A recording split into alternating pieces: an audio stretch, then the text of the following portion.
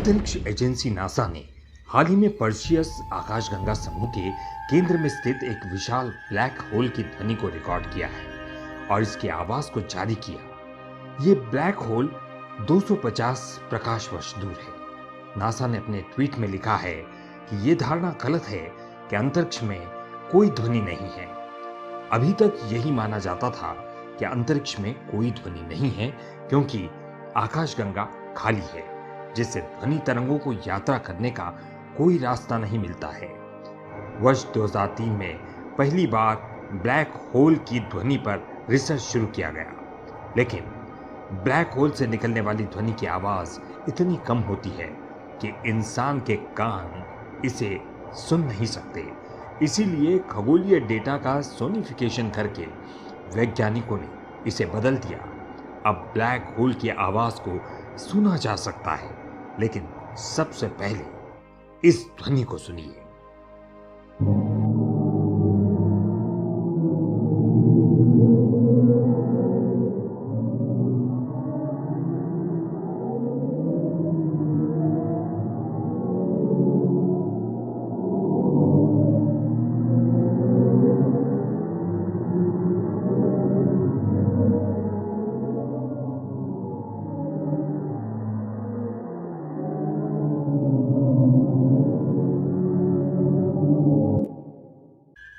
जाहिर है ये ध्वनि आपको ओम का अनुभव करा रही होगी। हम ऐसा कोई दावा नहीं करते कि ये प्रणव ओम का साउंड है। इसमें सबका अलग अलग विचार हो सकता है। अब इसे संयोग कहे या प्रयोग, सुनने में ज्यादातर लोगों को ये ओम की ही ध्वनि लगती है। अब यहाँ गौर करने वाली बात यह है कि ब्लैक होल की इस ध्वनि को एक जटिल प्रक्रिया के द्वारा कई गुना एम्प्लीफाइड करके प्राप्त किया गया है। इसमें एरर की संभावना है। यदि एरर के साथ भी यह साउंड ओम मंत्र से मिलता जुलता है तो सोचिए कि वास्तविक ध्वनि कैसी होगी। लेकिन पहले ब्लैक होल की थोड़ी सी जानकारी। ये एक ऐसी जगह है जहां का गुरुत्वाकर्षण इतना ज्यादा होता है कि कोई भी वस्तु ब्लैक होल में नहीं टिक सकती। और तो और प्रकाश की किरणें भी इसमें प्रवेश नहीं कर सकती, जबकि प्रकाश के कण, जिन्हें फोटोन कहा जाता है, उनका द्रव्यमान शून्य होता है। ऐसा माना जाता है कि अंत में सारे ग्रह, तारे, आकाशगंगाएं ब्लैक होल में समा जाएंगी। लेकिन ब्लैक होल की विस्तृत चर्चा अगले अंक में करेंगे।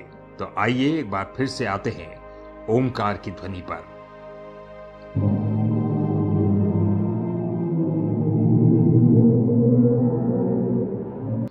भारतीय संस्कृति में ओम की ध्वनि का विशेष महत्व है। ओम एक ऐसा शब्द है जिसकी कोई उत्पत्ति या अंत नहीं है और बाकी हर शब्द या अक्षर इसी ओम शब्द के अक्षरों के सम्मेलन से बनते हैं। अंग्रेजी में ओमनी शब्द का उल्लेख है, जिसका अर्थ सर्वत्र विद्यमान होता है और इसका संबंध भी ओम से ही है। ये वो ध्वनि है जो ब्रह्मांड में सदैव विद्यमान रहती है। जाहिर है ब्लैक होल से इसी ध्वनि का निकलना कोई आश्चर्य नहीं है।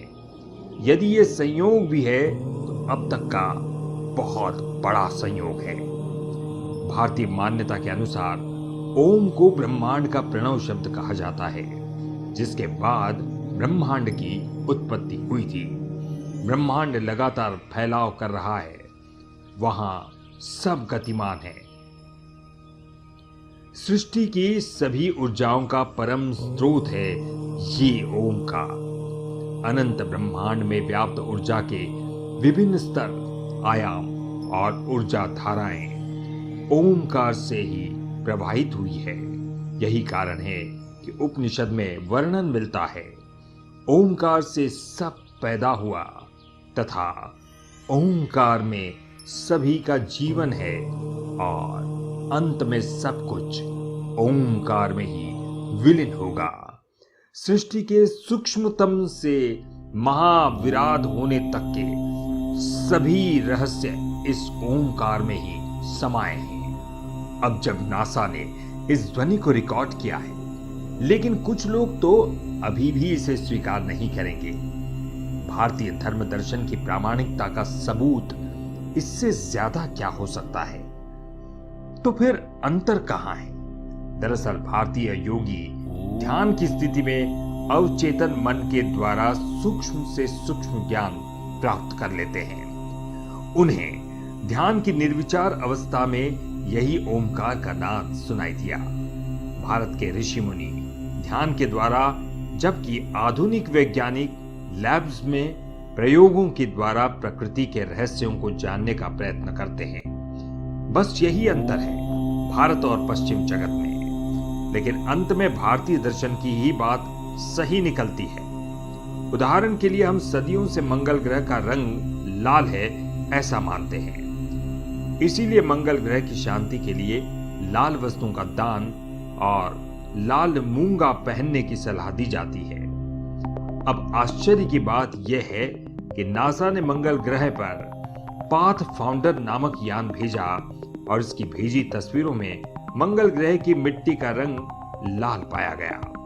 तो इस बात की पुष्टि हुई कि भारतीयों के द्वारा मंगल को लाल बताना बिल्कुल सही है। फर्क इतना है कि हम गुरु के सानिध्य में सूक्ष्म जगत का ज्ञान प्राप्त करते हैं, जबकि पश्चिम के लोग स्थूल संसार को ही अंतिम सत्य मानते हैं और अपने प्रयोगों से जानकारी इकट्ठा करते हैं। आप फिर से इस आवाज को सुनिए और फैसला कीजिए कि भारतीय संस्कृति कितनी प्रामाणिक है।